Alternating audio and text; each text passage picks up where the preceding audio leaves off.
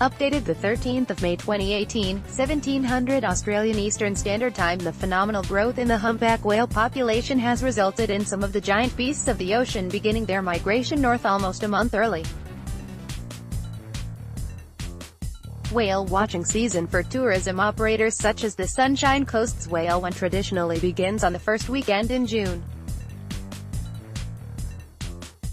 But a number of sightings off Caloundra and Alexandra Headland in the past 2 weeks has prompted Whale One owner John Matterson to bring his season forward by a week. The whales have come up very early this year, Mr. Matterson said. There have been quite a few reports, and particularly ones in close from Caloundra to Point Cartwright and Alexandra Headland.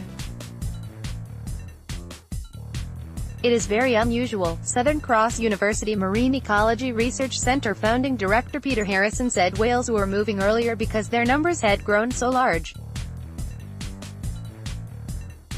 Whale numbers were decimated between 1959 and 1961, mostly by illegal whaling, until there were only a couple of hundred left. This season, about 33,000 whales are expected to make the 5,000 kilometers migration north from the Antarctic to Queensland's warm tropical waters. Whale population grows to highest level. Professor Harrison said the humpback whale population had grown so large, it was now the biggest it had ever been. As far as we know, the population is now larger than it was prior to whaling, he said. Researchers have gone back to look at catch records, and our best estimates are the whale population, pre-whaling, was hovering around 26,000 for the natural population size. That was almost completely decimated, mostly by illegal whaling from a Soviet fleet which was estimated to have killed 25,000 whales between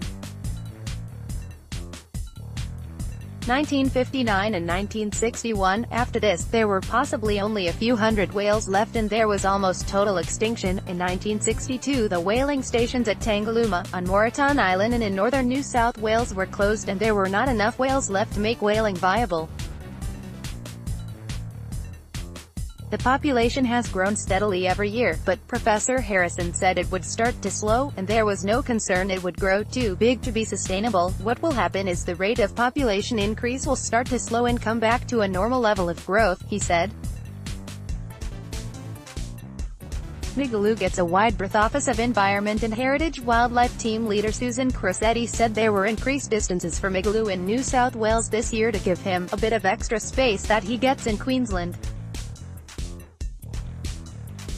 We actually believe that there is more than one Migaloo out there, so we anticipate we will get news of a white whale any day now, she said.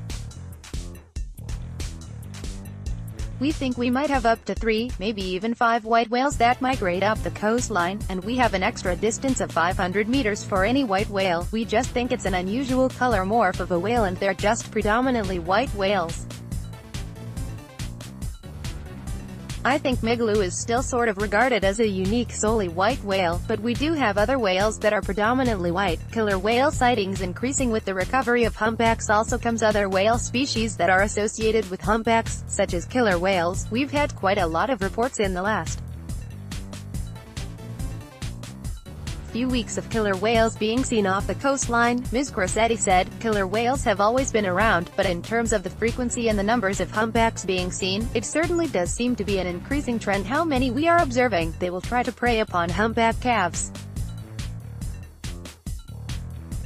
Killer whales tend to love tongues, so sometimes, we might get footage of a humpback whale calf that's unfortunately been attacked by killer whales, and they'll only take the tongue, which is just amazing. Craig Sergent, a commercial skipper in Port Macquarie, said orcas predominantly like to chase female whales with their newborns. Those females generally close very close to the coastline with their calves, so the orcas have to come in close to find those. He said, I found a calf offshore here at Port Macquarie that we assumed the orcas had only just left the calf and removed its jaw. We're lucky in Port Macquarie because through the mid-season we've got whales going in both directions for about 4 weeks.